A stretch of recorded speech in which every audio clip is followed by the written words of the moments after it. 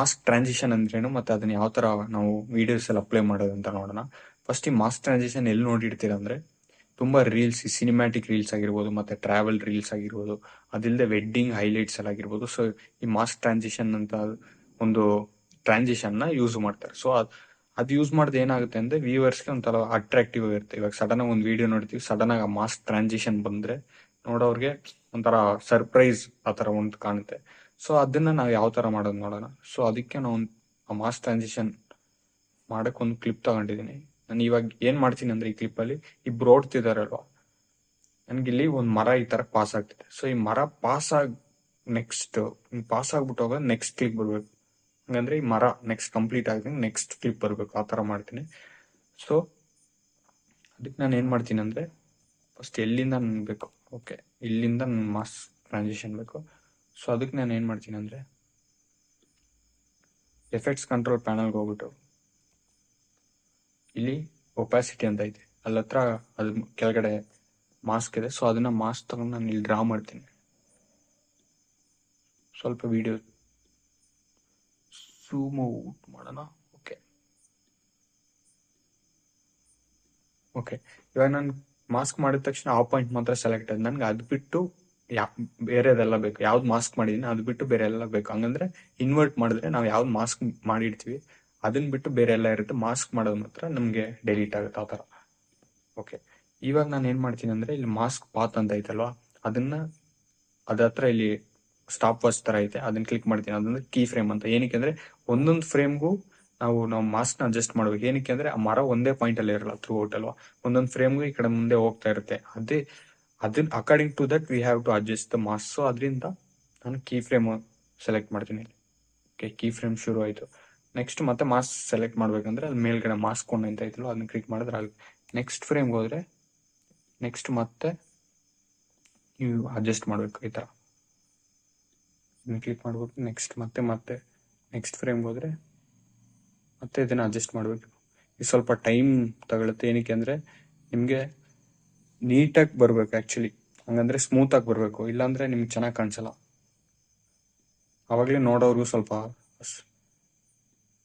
ಆ ಸ್ಮೂತ್ನೆಸ್ ಅನ್ನೋದು ಹಂಗೆ ಇರುತ್ತೆ. ನಾವು ಫಾಸ್ಟ್ ಆಗಿ ಮಾಡ್ಬಿಟ್ರೆ ಆ ಎಡ್ಜಸ್ ಎಲ್ಲ ಚೆನ್ನಾಗಿರಲ್ಲ. ಸೊ ನೋಡಿ ನೆಕ್ಸ್ಟ್ ಫ್ರೇಮ್ಗೂ ಸ್ವಲ್ಪ ಮುಂದೆ ತಗೊಂಡು ಓಕೆ ಮತ್ತೆ ನೆಕ್ಸ್ಟ್ ಫ್ರೇಮ್ ಬೈ ಫ್ರೇಮ್ ಮಾಡಬೇಕು. ಸೊ ಪೇಷನ್ಸ್ ಅನ್ನೋದು ತುಂಬಾ ಇಂಪಾರ್ಟೆಂಟ್ ವಿಡಿಯೋ ಎಡಿಟಿಂಗ್ ಅಲ್ಲಿ. ನೆಕ್ಸ್ಟ್ ಮತ್ತೆ ಫ್ರೇಮ್.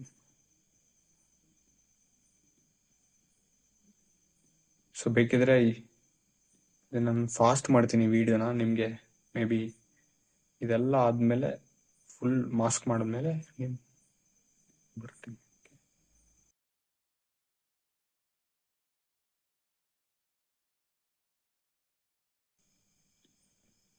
ಓಕೆ ಈಗ ಫುಲ್ ನಾನು ಮಾಸ್ಕ್ ಮಾಡಾಯ್ತು.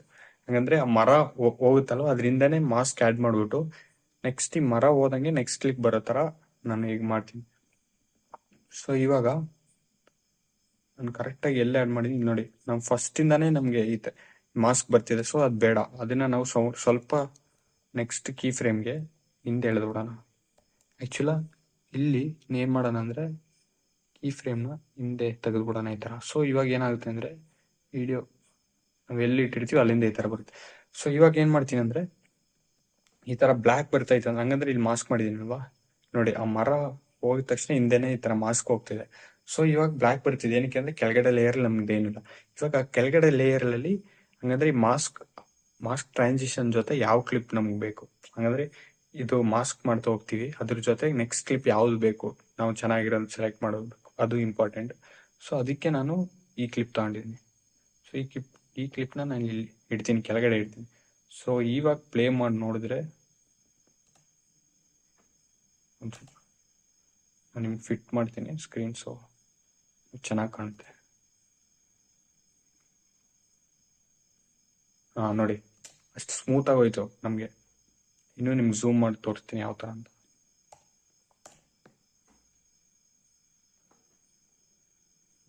ನೋಡಿ ಮರ ಹಿಂಗ್ ಪಾಸ್ ಆಯ್ತು, ಅದ್ ಮಾಸ್ಕ್ ಆಡ್ ಮಾಡಿದ್ವಿ, ಅದ್ ಕೆಳಗಡೆ ನಾವು ಎಕ್ಸಾಕ್ಟ್ ನೆಕ್ಸ್ಟ್ ಯಾವ ಕ್ಲಿಪ್ ಬೇಕೋ ಅದ್ ಆಡ್ ಮಾಡಿದ್ವಿ.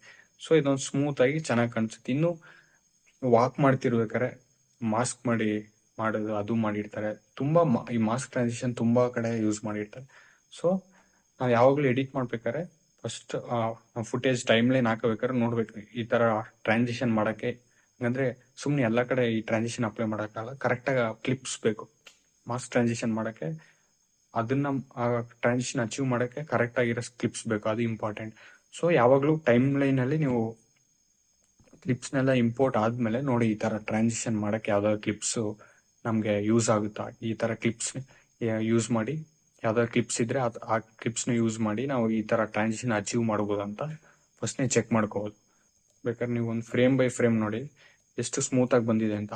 ನಮ್ದೆಲ್ಲೂ ಬ್ಲ್ಯಾಕ್ ಆ ಥರ ಏನು ಕಾಣಿಸ್ತಿಲ್ಲ ನೋಡಿ. ಫ್ರೇಮ್ ಬೈ ಫ್ರೇಮ್ ನಾನು ನಿಮ್ಗೆ ತೋರಿಸ್ತೀನಿ ನೋಡಿ. ಆ ಮರ ಎಕ್ಸಾಕ್ಟ್ ಈ ಥರ ಪಾಸ್ ಆದ ತಕ್ಷಣ ನೆಕ್ಸ್ಟ್ ನಮಗೆ ವಿಡಿಯೋ ಬಂತು. ಸೊ ಐ ಹೋಪ್ ಈ ವಿಡಿಯೋ ನಿಮಗೆ ಅರ್ಥ ಆಯಿತು ಅಂತ ಅನ್ಕೋತೀನಿ. ಸೊ ಏನಾದ್ರು ಡೌಟ್ಸ್ ಇದ್ದರೆ ನೀವು ಕಮೆಂಟ್ ಬಾಕ್ಸಲ್ಲಿ ತಿಳಿಸಿ, ನಾನು ನಿಮಗೆ ಖಂಡಿತ ರಿಪ್ಲೈ ಮಾಡ್ತೀನಿ. ಸೊ ಇದೇ ಥರ ನೆಕ್ಸ್ಟ್ ವಿಡಿಯೋಲಿ ನೋಡೋಣ. Thank you.